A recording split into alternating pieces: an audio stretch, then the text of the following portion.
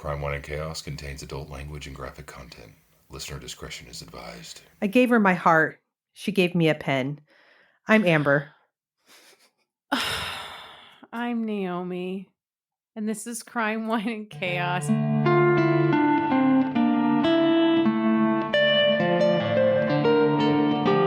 Oh my God, sister!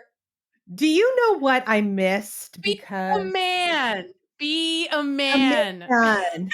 Oh, my heart. Okay, first off, Michael has never seen that. I'm sorry, what? Yeah, I know. You need to break up with him now. I don't care you just how took the words out of my mouth. I was like, relationship ender. The thing that I had earmarked for date night for July, because we take turns, doing a monthly date night. And then no shade to Alison. It's not her fault, but it ended up on the same day that I was helping her move, so we couldn't go. But it was a special showing in Tacoma of Say Anything, and then a Q&A with John Cusack afterwards. What? Yes. Why didn't you tell me that this was a thing that was happening? I would have gone. Well, shit. It already happened. Sister, you know what? This relationship is over now. We have to end this. Oh. That was chaotic. Bye. Like right now. Bye. Oh my gosh, I don't know where to go from here. I'll stay on and just tell my story. You can go. God. Can you imagine? God. You just log out. Like, well, you guys, we were just getting ready to record. Amber was about to hit the start button, and then this alarm goes off on her phone, and I was like, what's that for? She's like, oh, in case I fell asleep. I was like while I was waiting for you, and I'm like, because I had just popped in and she was already on the Zoom call. That's not Zoom, whatever, the Squadcast call. I was like, wait, right, fall asleep right here in your chair while you've got your headphones on. I don't understand. They're like little pillows. You never know. And no, I was in the other room. I do a great impression of a hot dog.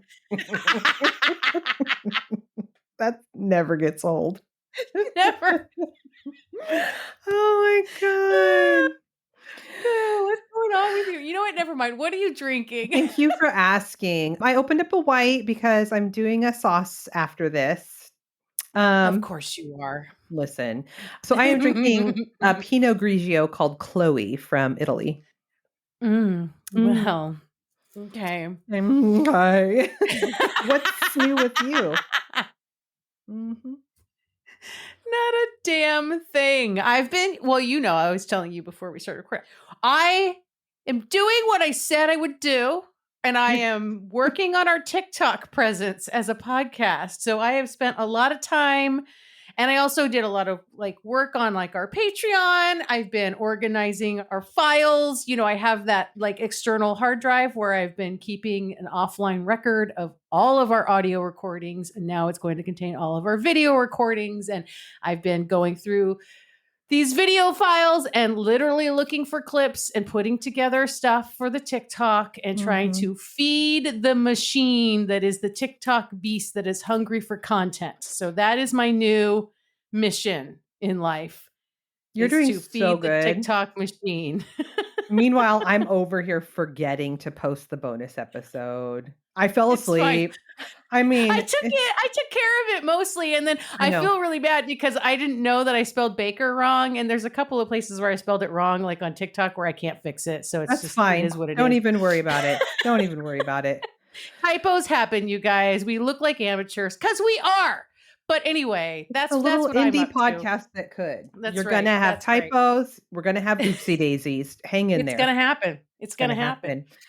Yeah. Sister, do you have any business for the Chaos Kids? I will say, I have just on TikTok caught some information coming out of the 3-day preliminary hearing of Richard Allen in the Delphi murder. I was going on this wondering why that last week seems to have kind of gone quiet. What's going on?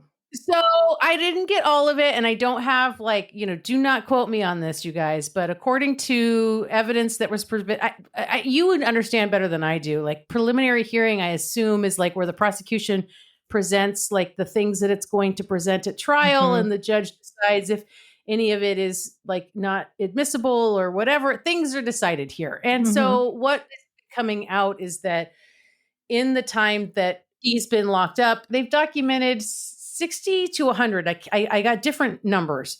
60 to 100 different times where he has confessed to these murders since he's been locked up.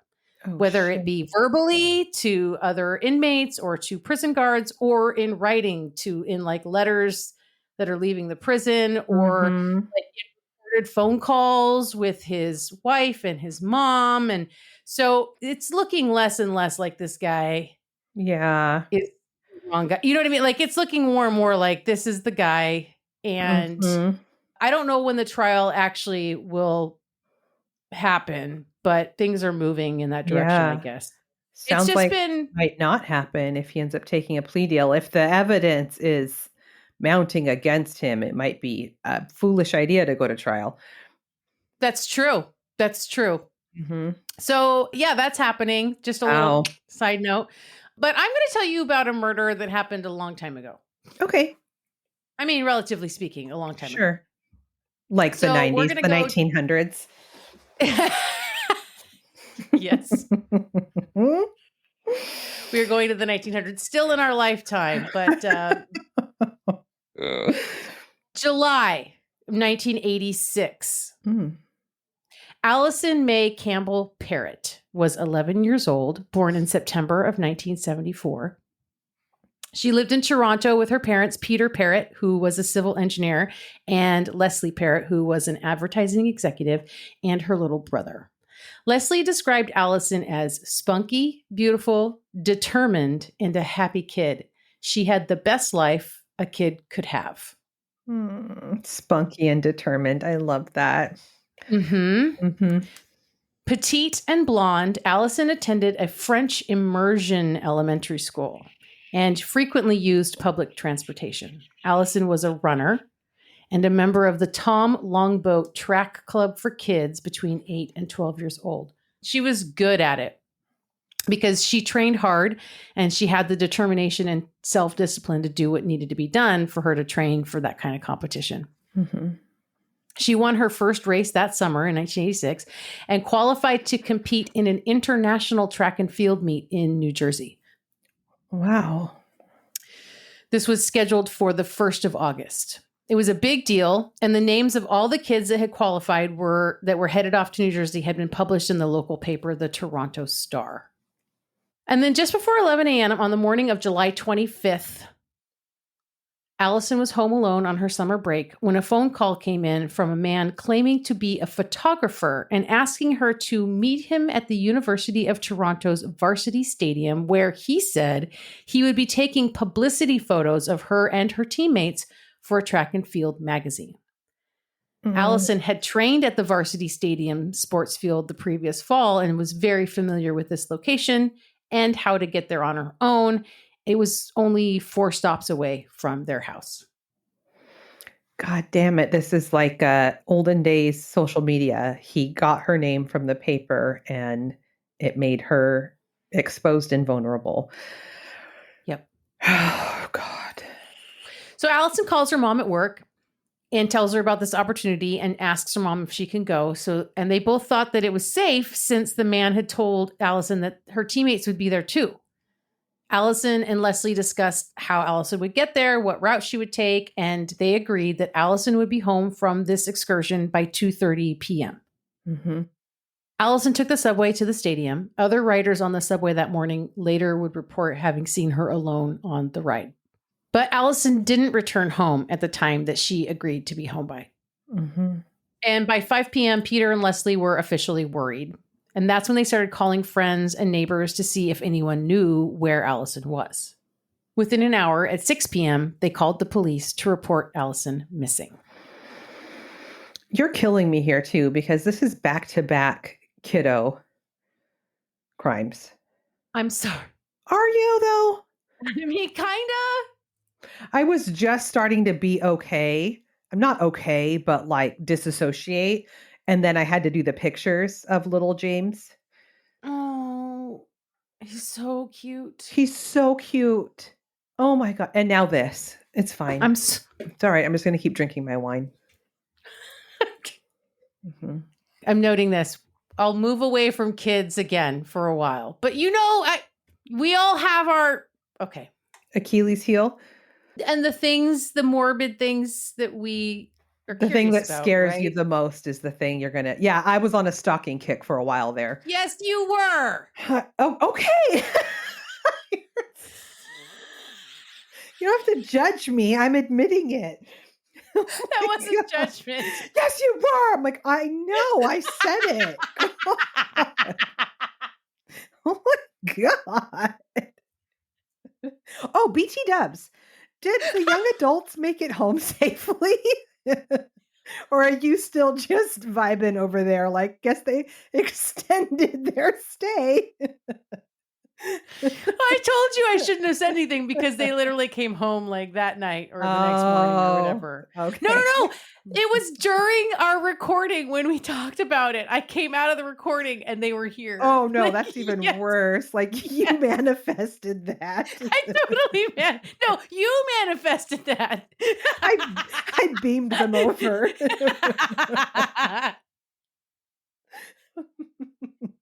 Okay.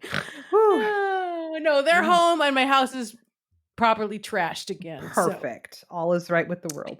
All is exactly as it's supposed to be. Mm-hmm. Okay, so hundreds of people would join the search for Alison in the following days. Alison's body was found 2 days later by two boys walking in a densely wooded area of Kings Mill Park on the Humber River, just below the Old Mill subway station. She was nude, her body bruised and curled in the fetal position, and she had been bound, raped, and strangled. Oh my God. This poor baby. Police announced a $50,000 reward for information leading to the arrest of the murderer. The investigation initially interviewed 18,000 people. Fuck. No, they were not messing around. They were going to solve this crime. Good. A hotline was set up, and over the next days and weeks, countless tips came in that the police followed up on. The team they put together for this case was certain they would solve this murder and solve it quickly. Mm-hmm. They looked in the neighborhood, in the area of Varsity Stadium, at people associated to her school and the running club she was a part of, anywhere they could think of that Alison may have encountered her murderer.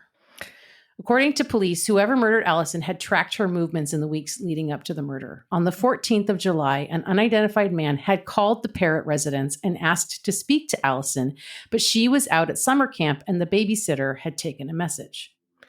Okay, I was going to, so he targeted her. I was going to ask if any of the other teammates whose names were in the paper got these phone calls. Other families with the last name Parrott started to call into the police and tell them that they had received a call in the previous weeks prior to Alison's murder from a man trying to locate, quote, the Alison Parrott who was going to the International Youth Track Championships in New Jersey. Got it. Yeah. Oh, God. Police speculated that the murderer may have also gathered information about Alison's training patterns at her running club. Wow. For a time, police suspected the culprit was a man they were hunting that they called the Scarborough Rapist. Did that end up being Paul Bernardo? It did. Yeah. And when they identified the Scarborough Rapist as Paul Bernardo, the police removed him as a suspect in Alison's murder because DNA gathered from inside Alison's body on 7 separate swabs did not match the Ken of the Ken and Barbie killers. Mm-hmm. And then the case went cold. Oh. For a decade. A decade? Yeah. Oh.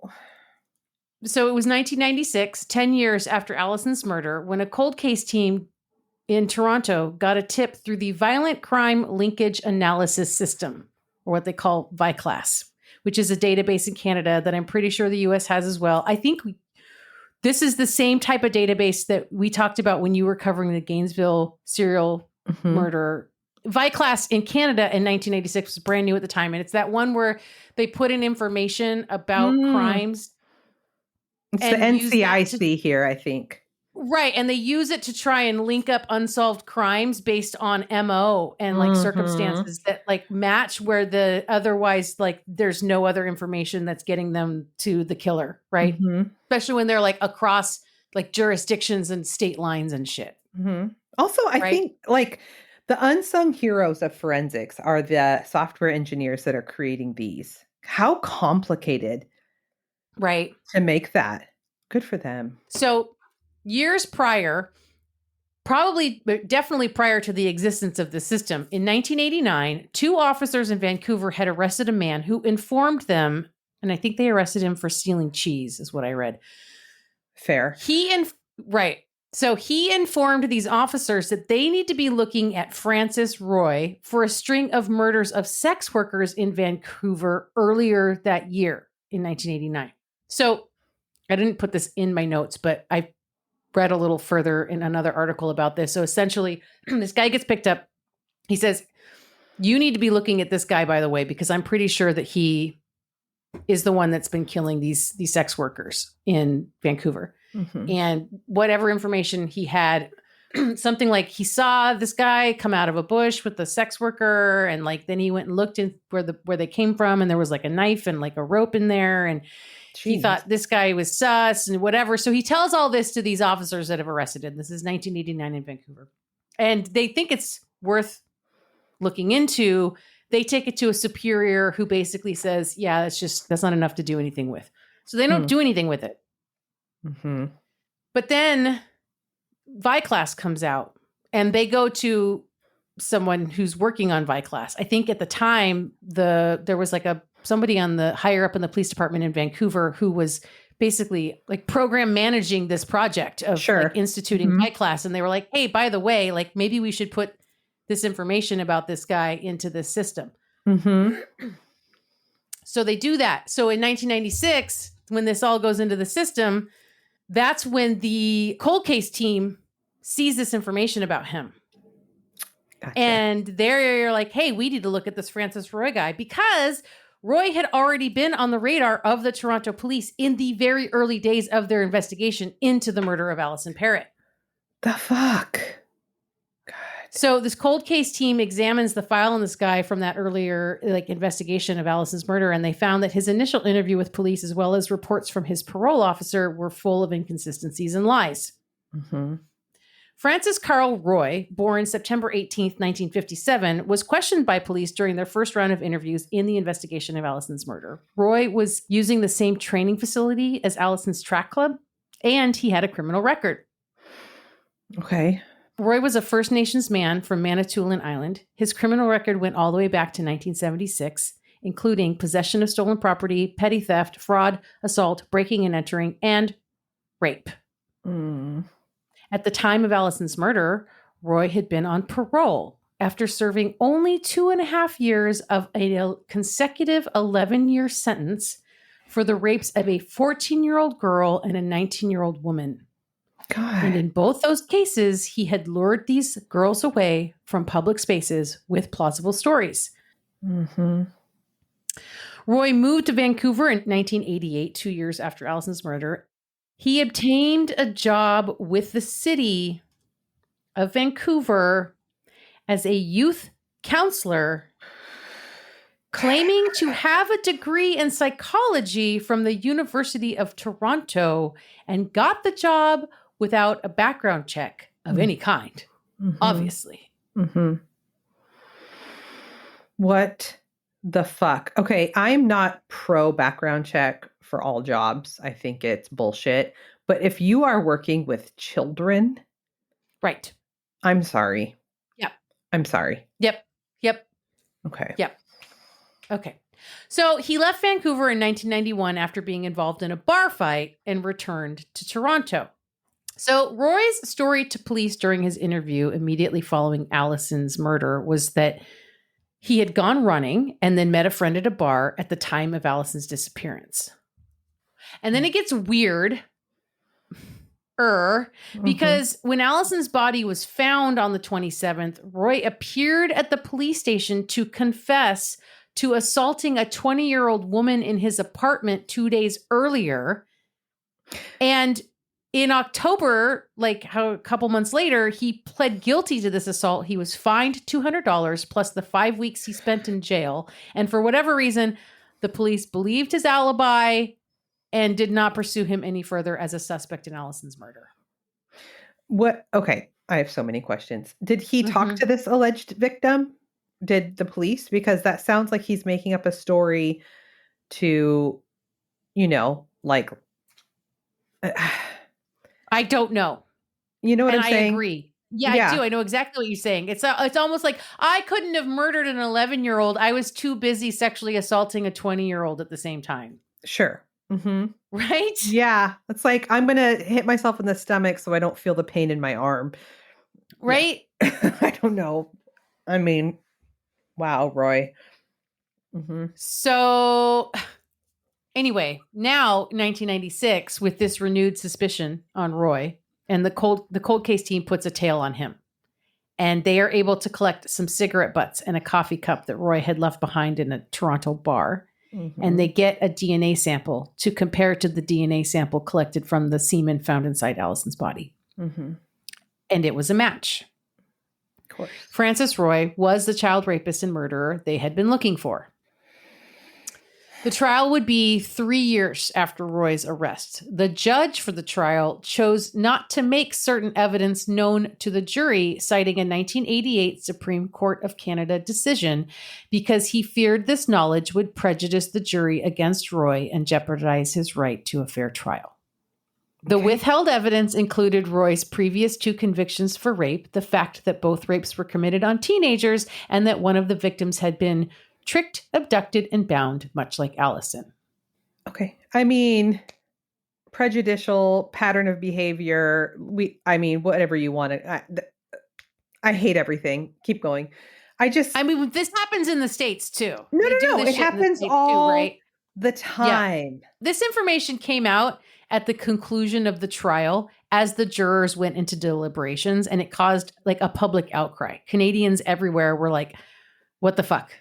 Mm-hmm. They were like, why does the public have a more complete picture of the evidence than the people that are supposed to be deciding whether or not this guy is guilty? Right.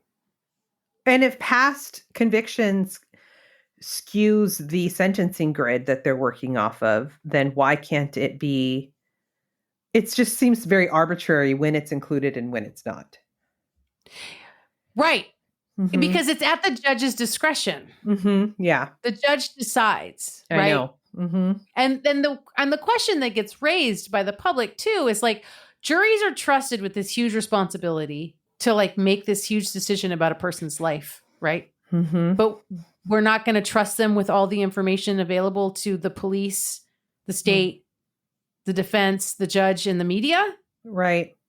So I think the real worry here was that even with the DNA evidence, like there could be one juror who's got reasonable doubt, mm-hmm. who might have been swayed away from that reasonable doubt if they saw this pattern of behavior. Right.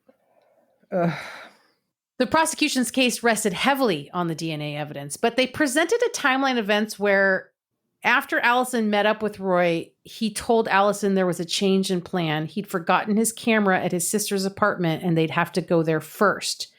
And when she asked if she could call her mom, Roy said no. Roy tried to rape Alison then, but she must have struggled too much. So he strangled her and then had sex with her after he killed her. Oh my God, this poor girl. I could not find anywhere that stated that this was for sure how it went down. Mm-hmm. The defense called 3 witnesses who claimed to have seen Alison that day in the company of a white man on the morning of her disappearance, which Roy was not a white guy. Mm-hmm. And another part of the defense was that Roy was just not smart enough to have committed this crime. Okay. Mm-hmm. I mean, but it was the explanation for the DNA match that is. If he's going to claim consent, I'm going to lose my fucking shit. No, it's so much worse. What? I don't even have words. This is what the defense claimed happened and what Roy has stated from the beginning to this day. Mm-hmm. Why there was DNA from him. Mm-hmm. Inside Alison. Okay. You're not ready for this. Okay. Roy claims that he had been on a run that morning. And he discovered Alison's naked body while looking for a place to pee while he was outside on this run. Mm-hmm. And that he had a sudden urge to stick his finger inside her. And since he had masturbated earlier that day, he still had some semen on his fingers. I'm dead. I can't. Literally. I said no one ever. No, said Roy. Said this murderer. First of all, that I don't. You're right. I don't have words. I told you, there's no words. You were not ready for this. I wasn't. The trial of Francis Roy would last for a month. The jury would deliberate for 6 days. The verdict they returned on April 13th, 1999 was guilty of first-degree murder. His sentence was automatically life with a minimum of 25 years. Thank God. Roy did appeal his conviction, claiming that the police at his interrogation had denied him his right to remain silent. And in 2003, the Court of Appeals for Ontario rejected his appeal. In November of 2023, at the age of 65, Roy had his first parole hearing and was denied. According to an article, the parole board had a lot to say about why he was denied. According to their decision, Roy is employed as a prison cleaner and insists he hasn't had a deviant sexual fantasy since 1985, yet has told corrections staff of more recent fantasies. Mm-hmm. He claimed to suffer erectile dysfunction, but then admitted to recently having sexual relations with his wife.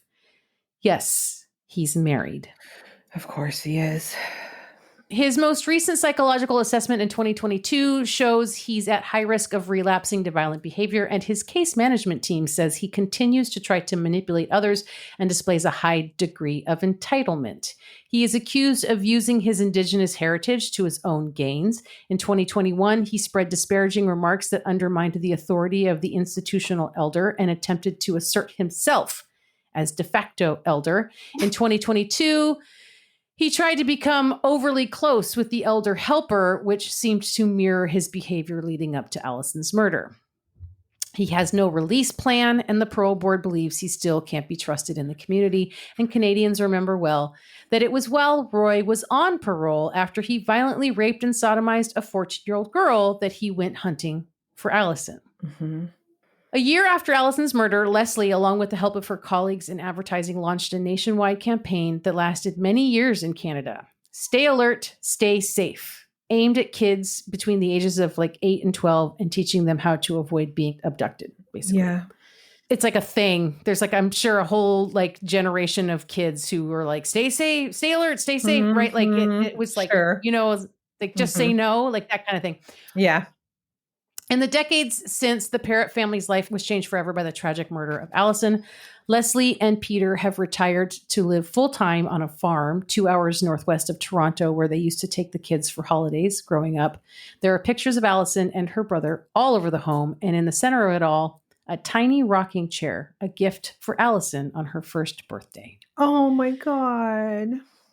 They planted a weeping crab apple tree surrounded by a heart-shaped flower bed on what would have been Alison's 21st birthday. Nearby is a white spruce marking her birth, and a copper birch tree was planted on the 1-year anniversary of her death.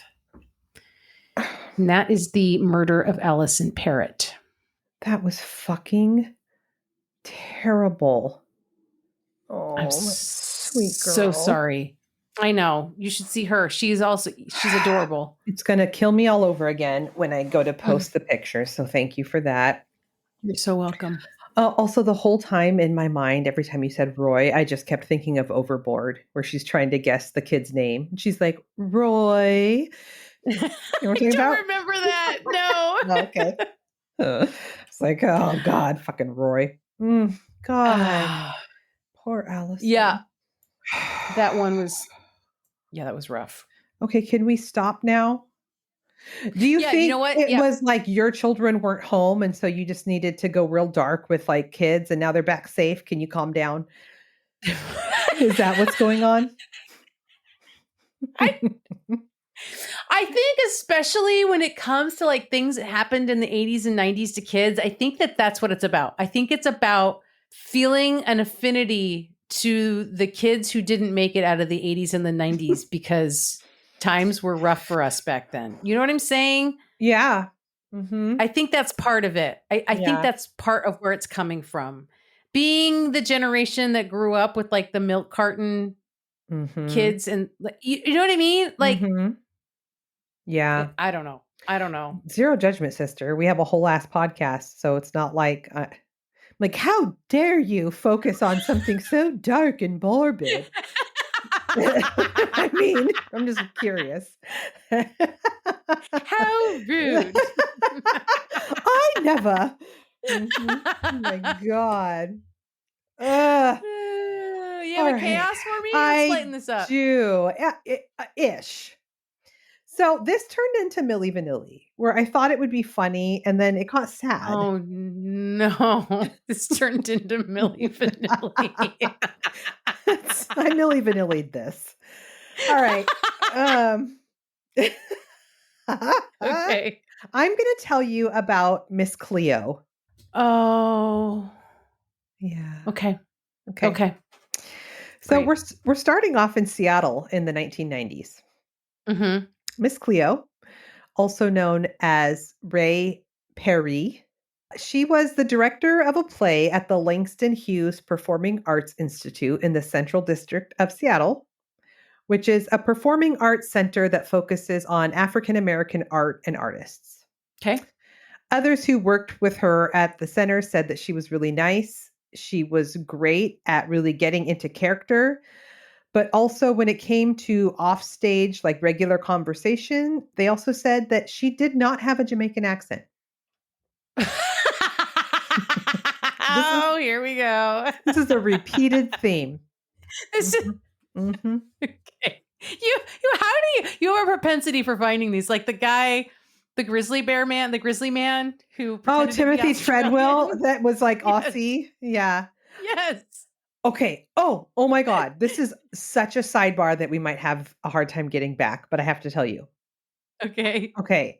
I had 3 times in 1 week. Okay. First, I had a dream of being attacked by a grizzly bear. Holy shit. Then when I got to work, like a day or 2 later, my coworker, who is like an avid hiker, was telling me about a hike that he attempted to go on over the weekend with his wife, and they had to turn around because there were bears everywhere. And then something else happened with like a bear something, all like one after another. Oh, I know what it was.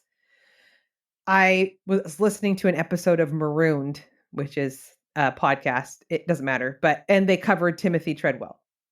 And I was like, what is the universe trying to tell me about Did you look bears? up the symbolism of bears? Yeah, it was a little bit too on the nose from what I recall, that I was like, that's stupid. Oh, sister. I mean, can you do it? It's probably can you do it? Well, now I want to know. What's this? And it was all like scary bears. Well, I mean, just because the response is scary doesn't mean that the message is scary. That's true. You know but I'm just saying? saying it wasn't Care Bears. It was like bears have many symbolic meanings across cultures and mythologies, including strength, wisdom, and healing. Bears are often depicted as guardians, teachers, leaders, and healers in Native American stories, myths, and legends. Bear is a spirit animal. Protectiveness, strength, courage, ferocity, nobility, patience, playfulness, curiosity, cuddliness, and calm. It could mean any of these things for you. None of those things are bad. Oh, God. Anyway. Universe is trying to talk to you. That's all I'm saying. The universe is trying to talk to you. It's using bears. It's doing the Care Bears. Miss Cleo did not have a Jamaican accident. Jamaican accent. She did not have a Jamaican accent. I think she did have a Jamaican accident. No. When she was off stage. Right, which she didn't have the accent when she wasn't on stage. Allegedly. We're we're saying the same thing, and we're just putting the wrong emphasis on the wrong syllable or something. Yeah, exactly. My God. Okay, so, and that Miss Cleo was a character from a play that she was working on at the center called For Women Only, and she was set to play this Miss Cleo character, right? So Yuri Ray Perry, known as Ray, was given a check of several $1,000s for production and for payment to the actors, but apparently she received the check and never paid anyone. She bounced. Grifter's gonna grift. Play is gonna play. You know what I'm saying? She had a list of excuses, including telling people that she had cancer, and then one day she was just gone and nobody ever heard from her again. She pulled the cancer card? Oh. Like Scamanda. Oh my God. That one. That the chick that was like collecting like rescue and like and like medical supplies and hoarding them in her garage. Yes. Yes. Oh, faking cancer is fucked. It's not okay. No, it's not okay. Like it's happened several times. I hate it. I mean, I think it happens a lot. I mean, like famously with, Yes. Anyway. Yes. So according to people who knew her, she didn't share a lot about her upbringing or her background, but from piecing things together, it's believed that she came, well, initially, some people believe that she came to the US from Jamaica at a very young age with her mother, and her mother, for whatever reason, wasn't able to care for her. So she dropped her off with a Jamaican couple in Los Angeles who had like 8 or 9 other Jamaican kids that they were caring for. Not necessarily their own. Right. They were just like the house for wayward Jamaican children. Yeah, like, they were Jamaican kid collectors. Yes. What the fuck? Okay. Yeah. And apparently the woman of this couple had no interest in raising a daughter, but she took her in anyway. And she ends up going to an all-girls boarding school where she was the tallest one there and one of the only Black girls. And her adoptive mom wanted to make sure that she stayed good and on the right path for a young lady.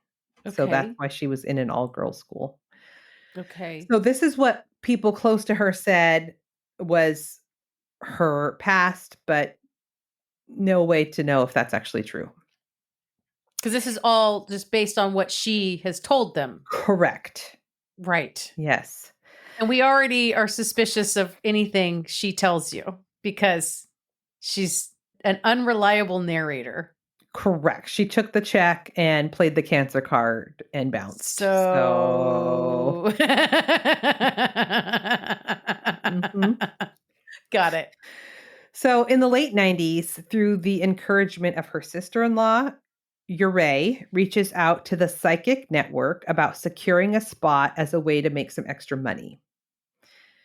She has like an audition of sorts, I guess, and they love her and they put her on the air and it fucking blows up. So within a few months, the psychic network is bringing in more money than they ever had. And everyone knew who Miss Cleo was. Yep. Oh, God. She appears on the Jenny Jones show and on morning news shows. She gets so big that the psychic reading network, God, hires a bunch of psychics to field calls. Okay. This is a travesty for like real psychics. You know what I'm saying? Yeah. Yeah. They hire a bunch of randos who are just looking for extra work, and they're just immediately put on the phones after walking in to inquire about a job. There's no training. Okay. They're given a script and encouraged to keep people on the phone for as long as possible because it's, $4.99 a minute. But some of the people that were calling, like, truly should have been calling like a crisis hotline. Right. Like, this is not a good idea. So then as phone bills are coming in for these calls, people are seeing that they're being charged way more than what was advertised. And this leads to the state of Florida filing a civil suit against the Psychic Readers Network and Miss Cleo specifically. Oh, we're going after Miss Cleo herself. Yeah. Psychic Network et al. Some people received bills that went on to collections, even though they had never called. And other people had children that had made the calls and they weren't aware of it. And some people were able to successfully get their phone companies to remove the charges from their bill, but then they would get a bill from the Psychic Readers Network, like a collection notice. Right. Oh my God. Several states actually filed lawsuits against the network, but Florida was the only state that specifically included Miss Cleo. No, remember, this is the same state that went after Rael and Brigitte when they were trying to clone babies. Florida? Uh-huh. Should be wild in Florida all the time. It's like a free-for-all down there, I think. I don't know. They're very lawsuit happy in Florida. They like to go to court. They all like to be in a courtroom, you know? I guess. Yeah, apparently. So then the folks up in Seattle got wind of what was going on with their old friend, Miss Cleo, and a journalist from the Seattle Post-Intelligencer. Oh, the PI. Does the PI even exist anymore? I think the PI got subsumed by the Times, right? I don't know. There's no way to know. I think so. Oh. I think there's no way to know. Never mind.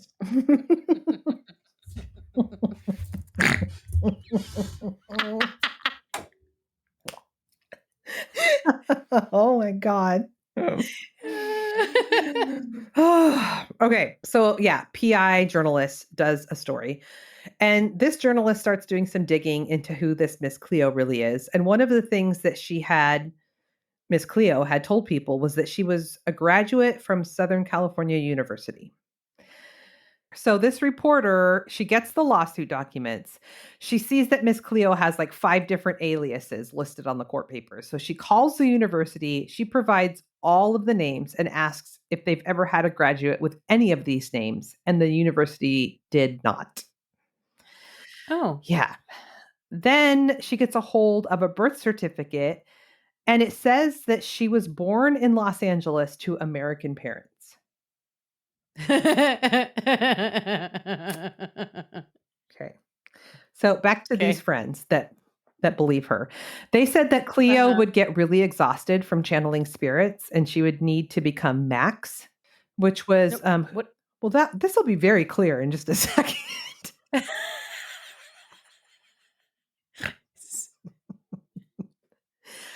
She needed to become Max, which is who she channeled when she was exhausted. So when she would do this, she would introduce herself as Max and her like gait and her speech would be different. And Max would say, Cleo is resting now. This almost sounds like Miss Cleo might have DID. Mm-hmm. Mm-hmm. Yeah, oh yeah, that's coming up here. Okay. Well, not specifically that, but yeah. But then there was Gramir, who was really formal. She was a wise old woman who spoke in metaphors. Mm-hmm. Her godson, Matt, says that she would take on different personas as a way of coping with some of the issues in her life and possibly even taking on personalities that she wished she actually had. It's hard to say if this was stemming from some kind of mental illness as a result of trauma or if she was just a con artist. I mean, sure. Mm-hmm. In February of 2002, federal agents came into the Psychic Network office with a search warrant and seized all of the computers and a shitload of boxes. Agents sat down with Miss Cleo in her Fort Lauderdale home, and they review her contract, which is garbage. She was being paid very little with no benefits while the network was making millions off of her, and she didn't even own the rights to her own name or image. I mean, that tracks. Uh-huh. Yeah, she had become like a brand. Yeah. Mm-hmm. Yeah. She also said that they regularly encouraged her to exaggerate the Jamaican accent and to be over the top with her gifts of spirituality when she said that she thought she was being hired to just like be herself. Mm-hmm. She said that the collection notices that went out with her signature on them were forged, and she didn't even know about those notices until after her deposition. They put her signature on the collection notices? That's why she was included in the lawsuit. It just said that is some shady. Just said Cleo. Yeah. That is some shady ass shit. Mm-hmm. Yep. So after investigating Miss Cleo, she's dropped from the lawsuit when it becomes clear that she was, being used as the brand and as the face of the company, but she wasn't behind any of the financial decisions being made. Right. They learned that there were two dudes that were the head of the psychic network company. The two owners of the network were Stephen Feeder and Peter Stoltz. And the feds learned that these dudes had a nationwide network of psychic readers. Many of them were hired to do gig work. So, the calls were being forwarded to their homes, and these people were just vibing with pizza rolls and answering psychic network calls. I mean, as far as I can remember, that's also the same way that they would manage and run sex hotlines. Yes. Yep. Mm-hmm. And I'm sure the same predatory practice going on where the company managing the phone number is breaking in all the money from these exorbitant fees that they're charging people for these phone calls, and the people actually on the phone are making pittance in comparison. Oh yeah 100%. So gross. When all of this is learned, Stephen Feeder and Peter Stoltz realized that they don't stand a chance in court, so they accept a deal. And the deal was that they had to shut down the psychic network, cancel all of the outstanding debts owed from customers, and pay $5 million in fines. Holy shit. Mm-hmm. Miss Cleo stands behind her position that she was also a victim in this, and that she does have psychic abilities and she was used. Okay. Yeah. But there's a lot of people who think that she was a fraud and that she knew that what she was doing was a scam. But either way, the settlement made by the psychic network did not award anything to Miss Cleo. Mm-hmm. Yeah. So I was watching this documentary, and there was a Jamaican woman who, I don't know what her actual role is, but she's a linguistics expert. And she said multiple times that she knew without a doubt that Miss Cleo's accent was fake. And she said that she would regularly talk about it with her Jamaican friends, and they would laugh at how bad the accent was. Right. Yeah. Mm-hmm. So after the settlement, Cleo lived kind of as a recluse for many years. And eventually she slowly starts coming outside, and she finds a kind of quirky local coffee shop. And this is where she finds a friend group. And she goes on to become sort of an activist for the LGBTQ plus rights in Florida. In 2006, she came out, and it's at that same coffee shop where she met Luann. Luann was 61 years old and had also just come out. Oh my God, you're going to make me cry. Uh-huh. I'm also right on the verge of starting my period, so that's really easy to do right now, but that literally brought a tear to my eye. It's the cutest thing I've ever heard. I know. The two fell in love and were together for many years before it ended amicably. In 2016, Miss Cleo passed away from cancer at the age of 53. So young. Mm-hmm. Also, maybe she wasn't lying about the cancer. And also, she met Lou when she was 61. Mm-hmm. She came out in 2006 when she was 61. And when Miss Cleo died, she was in her 50s in 2016. That means that there was quite a bit of an age gap there between her and her girlfriend. Yeah. I think 20 years, it sounds Mm-hmm. Yeah, that's Miss Cleo. I mean, I can see how this you equated this to the million thing, because it really is hard to say if she was a scammer or if because it sounds to me like she might believe a lot of this stuff herself, and then that would make her less of a deliberate scammer. And I'm leaning towards mental health problems here, personally. Mm-hmm. I don't know. It's hard to say. Yeah. I mean, she definitely wasn't well. No, she wasn't well. And yeah, I feel some type of way about what she did at the Performance Center in Seattle. Yeah. And running off with that money and pulling the cancer card. Yeah. I don't know. But also, like, I'm thinking back to like the Grizzly Man thing, right? Where it's like you were saying when you watched the documentary, you know, what you kept getting from all of it was like, this man needs help. Right? Like, that's what I hear in this story about Miss Cleo. Yeah. Like, she needed help. Yeah.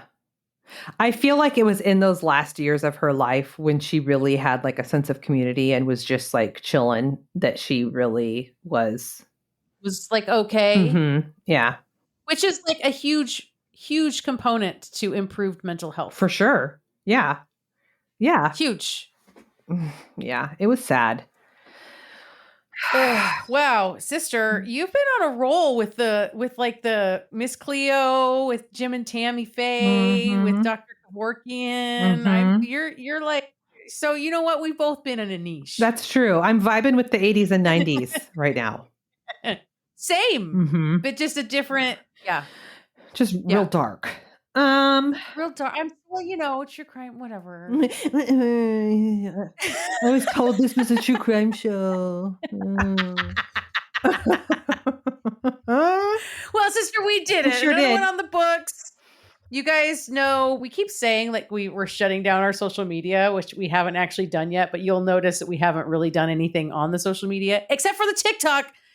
You guys go follow our TikTok account. Give us some love. We need the support over on TikTok now because we're not going to be on Facebook or Meta really much longer. And we're feeling good about that. You can get the same stuff that we were posting on Facebook, like the pictures, and on the Instagram, the pictures and stuff around the stories that we do on our Patreon. You do not have to pay for that. You can just be a member of the Patreon. You can be a non-paying member and you can see anything we post that's not behind the paywall.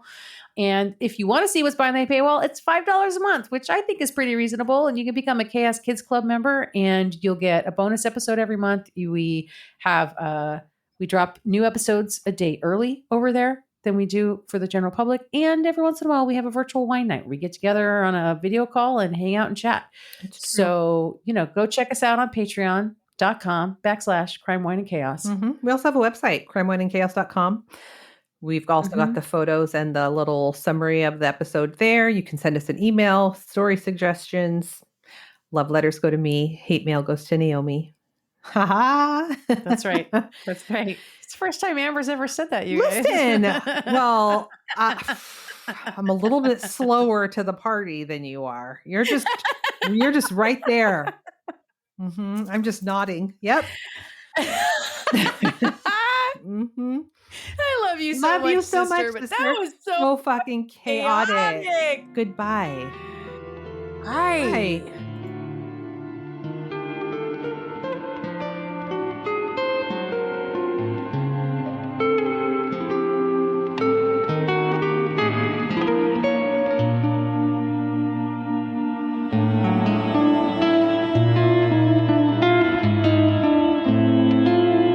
Crime, Wine, and Chaos is produced by 8th Direction Records. Artwork by Joshua M. Davis. Music by Paul Abner. If you would like to support the show, you can visit our Patreon page at Crime, Wine, and Chaos /Patreon. Cheers. Whoa. Did you see that? Something. Oh my God. It's like the 4th of July in here all of a sudden. What's going on? Hold on.